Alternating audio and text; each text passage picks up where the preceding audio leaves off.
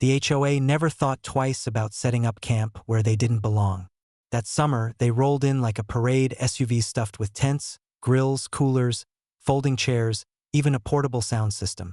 Karen, of course, led the charge, sunglasses perched on her nose and a megaphone in hand. "This will be the perfect spot for our community weekend," she declared, pointing at the open space just beyond my fence line. Only it wasn't just any open space. It was my livestock wash pond. Now, if you've never run a ranch, let me explain. A wash pond isn't some sparkling swimming hole.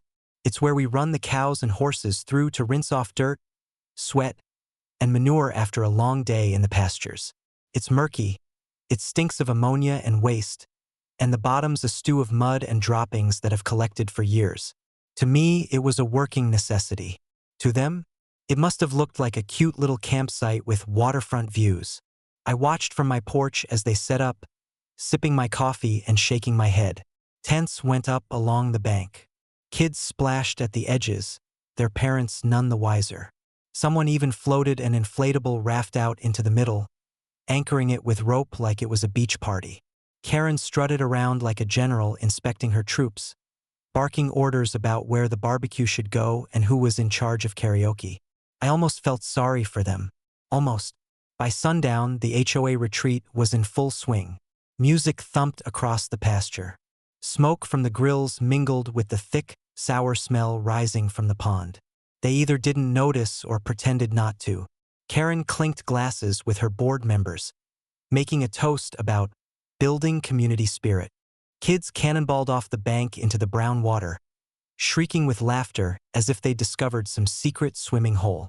I sat back and let them enjoy themselves. Nature has a way of delivering justice without me lifting a finger.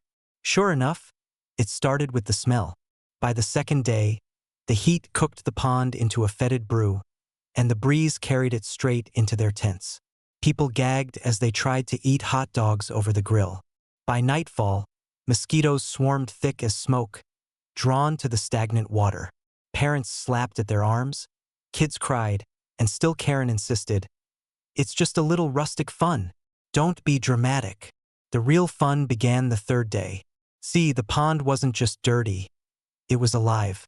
Years of runoff had bred colonies of leeches and snapping turtles that thrived in the muck.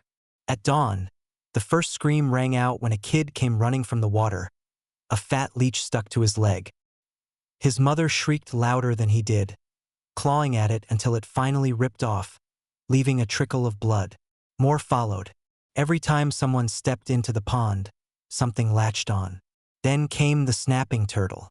A teenager waded too far out on the inflatable raft, laughing as he rocked it back and forth. Suddenly, he yelped and scrambled to shore, clutching his foot. Blood dripped between his toes where a turtle had taken a bite. That ended the swimming for good. By afternoon, the camp was unraveling. The smell, the bugs, the bites, it all came crashing down. Arguments broke out. Couples packed up early. The karaoke machine shorted when dew rolled in, sparking and popping until it smoked. And through it all, Karen kept trying to hold it together, insisting that every retreat has its hiccups. The final straw came with the storm. Clouds rolled in heavy and black that evening, wind whipping the tents like sails. Rain came down in sheets, pounding the ground into mud. The wash pond overflowed, sending brown water rushing through their campsite. Coolers tipped, burgers floated away, tents collapsed under the weight. People screamed and scrambled, dragging luggage and children through knee-deep filth as lightning split the sky.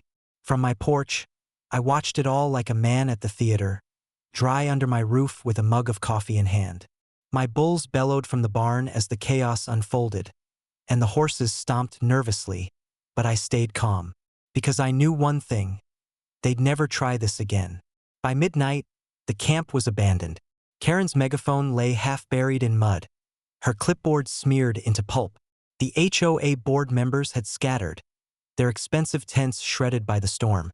The only sound left was the croaking of frogs in the swollen pond and the faint buzz of mosquitoes over the wreckage.